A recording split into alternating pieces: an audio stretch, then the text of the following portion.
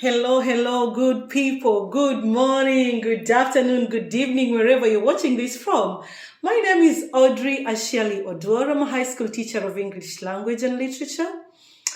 I'm currently teaching IB, MYP, and DP. And in this session, I'll be doing a Q&A in terms of working as an international teacher. So join me. If you're a new person on this account, please remember to hit the subscribe button. If you're a returning subscriber, thank you so much for staying here. I know I've been missing in action. The issues that come with teaching and transitioning and everything that comes with it is just a whole ballgame. So let's get rolling. Okay, first question first. I'm not going to mention the people who send these questions. I think it's just better if we leave them anonymously, but I'll be reading the question and then trying to respond to it. To the best of my knowledge. So first question first is, just a second, let me get this. First question is from somebody so dear to me. She says, people say it's better to stay in Kenya than going or rather working abroad. Is it true? Well, I would say yes and no. It's relative. Because one, it depends with, what you're doing in Kenya, what you're going to do abroad, how much are you making, what kind of benefits are you looking to explore, it varies. But personally, I would say working abroad, being a teacher, is more beneficial to me at the moment. Reason being, I experience personal growth. I've had the chance to work in 3 different countries apart from Kenya. And with this in mind, I've been able to grow professionally. I've been able to network with different people. I've also been able to, view life from a different perspective. I've not just been in one country. I've also learned to be culturally diverse in a way that I've learned to be tolerant. I've learned to be accommodative. I've learned to venture into different cultures, learn and appreciate them as much as I love and appreciate my own culture. And it has also been a bonus for me as I have an added advantage over other job seekers because, I've been in different places and teaching the international curriculum. So I would say staying in Kenya is relative. I don't know if anyone has, if anyone has their own goals and they've met their own goals, then they will go back home. But in terms of, being at home, we say east or west, home is the best. So I would say, yeah, if I had the chance of, getting the benefits I'm getting over here and having them at home, oh yes, why not? I would take it up. So I think that is relative. Okay, question 2. How do you cope with cultural differences? It was one of the benefits I just explained. So with cultural differences, I just learned to be diverse, be tolerant because you're dealing with somebody from a different, region, religion, culture. Just like the fingers in our hands. I keep on using these examples so many times because like the fingers in our hands, some come in different shapes, different sizes, and this is just how human beings are. And with this in mind, you have to be tolerant and accommodative. You also have to be flexible and adaptable. Reason being, you understand that this person necessarily doesn't share a similar value or a similar tradition or a similar culture as you. But you being in their society, you also have to learn to respect and appreciate it. A good example is like when I was working in Bahrain during the Ramadan days, there are days that you can't be able to, eat in public. You have to actually dress appropriately. You can't put on short dresses and skirts. So during those days, I'm not a Muslim, but on occasion I would put on an abaya just, to just fit in so that I don't look like I'm attracting unnecessary attention. So being adaptable worked for me. Question 3, again from somebody else who is very dear to me. Thank you for this question. How do you fit in that curriculum, putting in mind you didn't go through the system yourself? Well, with teaching in an international curriculum, it all goes hand in hand with training and practice, and the experience that comes with teaching it.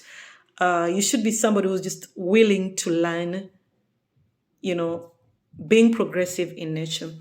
I've had the chance to go through a couple of different professional development or rather trainings that have been there, both in the IGCSE, that is Cambridge British Curriculum, and also in the IB, MYP, and IBDP. I've also had the opportunity to go through trainings such as classroom management, time management, learner autonomy, active learning, both assessment and learning, using technology, incorporating technology inside the classroom. What else? Independent learning. There's so many trainings that you have to undergo as a person, because if you have the opportunity to attend this training and practice, or rather implement them inside the classroom, it becomes easier for you as a person. So myself, training has been a great inspiration and motivating factor for me, and also the opportunity to just be progressive. I'm easy to learn, take up new challenges and put them into action.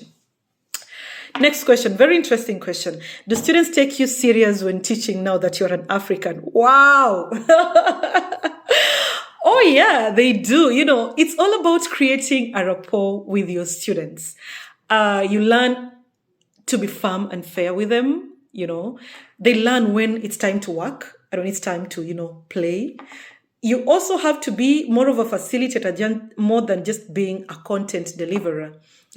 Let learners be learners. Believe in them. Show them that you trust them. Show them that you believe in them, that you have confidence in them. With this in mind, kids just grow to love, your classes. They enjoy your classes. Honestly, it hasn't been easy. My first year was a bit challenging in Middle East. My first year, working abroad was in Middle East, in Bahrain. So it was so challenging, and I had a different expectation than what I met. But after time, it became much easier for me as a person. Okay, next question. What makes you a successful and a great international teacher? Oh, wow, that's a compliment. I didn't know. But anyway, what makes me a successful and a great international teacher? I think just being authentic, like being myself. I don't try to fake. When I'm pissed off, I'm pissed off. You can actually see from my eyes. I'm responsible. Whenever duties are allocated to me, or any obligation, whatever is given up to me, I tend to ensure that, I take up the responsibility and deliver to the best. This is one of also my weakness, being scrupulous. Like, I always want to do and achieve things in a certain way. If I don't meet my targets, if I don't achieve what I intend to, I become so frustrated. So I think being scrupulous and being responsible work hand in hand, and you end up being a great international teacher.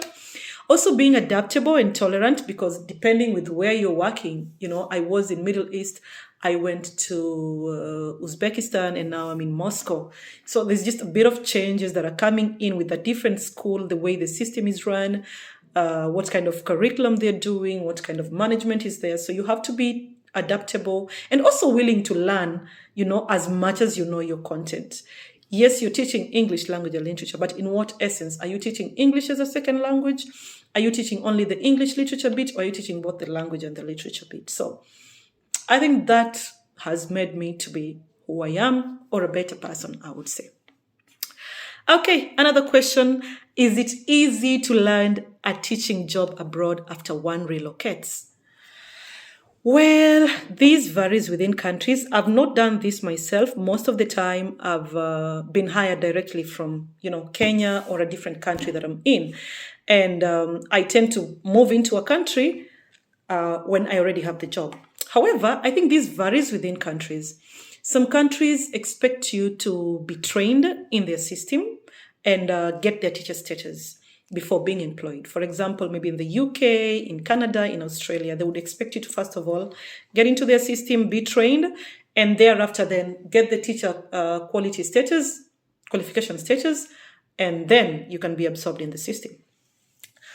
However, some countries, provided you've had the international teaching experience, you've taught the international curriculum in Kenya. You have that experience, they would automatically hire you if there's an opportunity. Some other organizations like FACES and TPG, those are cultural exchange programs based in the US, they actually hire teachers directly from Kenya, whether they have international experience or not, but provided they are teachers and have taught for at least 2 years plus. I know these ones, they hire you directly from Kenya. So I would say it varies within countries. If you be able to, be employed once you relocate without a job, it varies within countries. Hey, let me sip something. Whether you China or Kenya. Okay. Next question. Talk about the taxes. Who pays the taxes and how? Well, some countries, like in Middle East, the Gulf countries, there's no tax. So your salary is just tax-free. You only pay VAT like on things that you purchase. So there's no one that pays tax. However, in a country like, in other countries, for example, in Uzbekistan, where I was last academic year, you pay the tax, but the tax varies. Like the first 6 months, you pay 20%. And after 6 months, you become a resident. So you pay like, I think 12%. However, when negotiating your salary, of course, they will tell you your expected salary, like your net salary and your gross salary. So your employer doesn't pay your taxes, but the tax comes from your salary. I was looking for that word. Okay, what are my housing options? Most of the time, while you are hired as a teacher, you're always provided with housing. The school provides housing. Some schools pay plus utilities and everything. Like they give you a house. If you're coming with your family, they give you a 2-bedroom house. If you have one child or maybe 2 kids, they give you a 3-bedroom house. It depends. So some schools will give you a fully furnished apartment and then they pay the utilities for you. Some schools will give you a house. They pay the rent for you, but you have to pay the utilities, like you pay the electricity, water, Wi-Fi, hot water, or whatever. Okay, so that's it. However, if you wouldn't want to take up the house that you've been given, I think you're always given a house allowance, and you can find yourself an apartment and pay for it if you feel you can be able to save something. What is included in another question from a lovely friend, what is included in my contract, salary or benefits? Well, again, contracts vary within schools, within countries, within experiences, I would say. But the most common thing that is there, I know, is provision of housing or house allowance. That is one of the things. And number 2, medical insurance is offered to you both and to your family as well. Number 3, you get a return ticket. I think, or they give you a stipend, like you can't go above maybe 5,000 USD or you can't go above maybe 2,000 USD. Or the school buys you a return ticket yearly. Some schools buy you a return ticket after 2 years. So it varies with the contract. I think this one just varies. Something else that is as a benefit is relocation allowance. Some schools will give you an allowance of how much you can spend on your relocation if you're relocating from Kenya to that country. And once you settle in, they'll also give you like settling in allowance. It varies. Some schools will just tell you that this is the amount, you can't go overboard. So book your tickets or you get the reimbursement back in school, or they will book for you the ticket and then you get to school. Another benefit that I can't fail to mention is tuition for kids. They give you up to 2 kids, I think below the age of 18. So the school pays the fees. You don't pay the fee, you just pay a stipend. It varies again. Sometimes maybe $200 or $300 a month. It varies within the school. Some schools is fully free tuition, so you don't pay anything. So if you have your kids with you, they go to the same school as you, and it's free of charge. What have I left behind? I've talked about tuition. I've talked about housing. I've talked about relocation allowance. I've talked about air ticket. What have I left behind? Your leave days. You have, it depends again, it varies. Some weekends are off, depending with the terms that you have in a school. If there are 3 terms, you have about 60 days in total as a leave, including the summer vacation. So that one is also inclusive. What else have I left behind? Like for instance, language. If you're in a foreign country, some schools will offer a language training.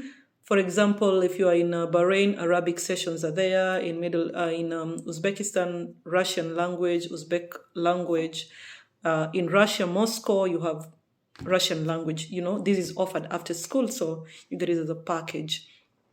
Okay, what is there to do outside of work? Well, this varies.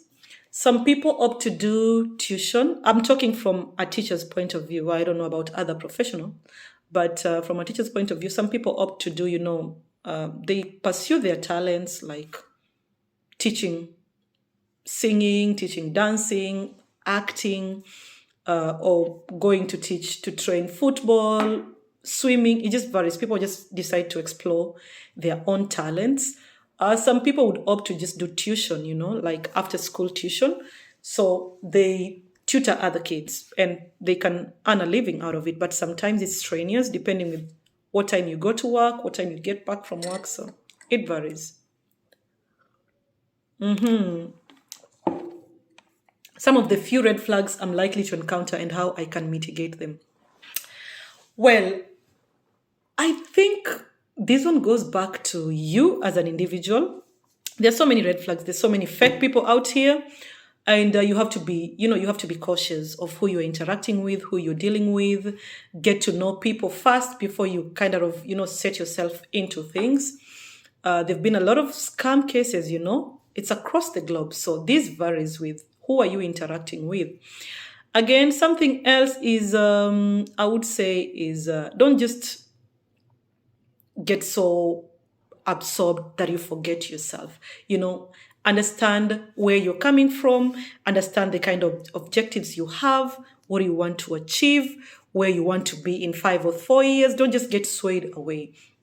Most people, once they get abroad, they forget who they are. They even forget their mission. They even forget, the objectives they had before coming.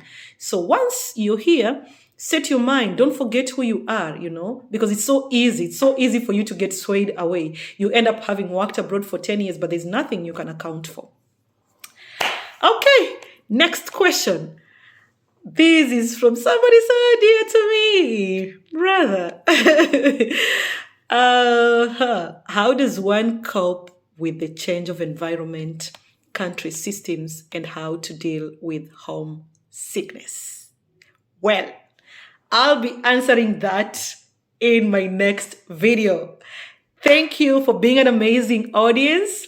I hope my responses helped 1 or 2 or 3 people to change the world and make it a better place. Thank you so much. God bless you. Remember to subscribe. Bye-bye. Take care. Mwah.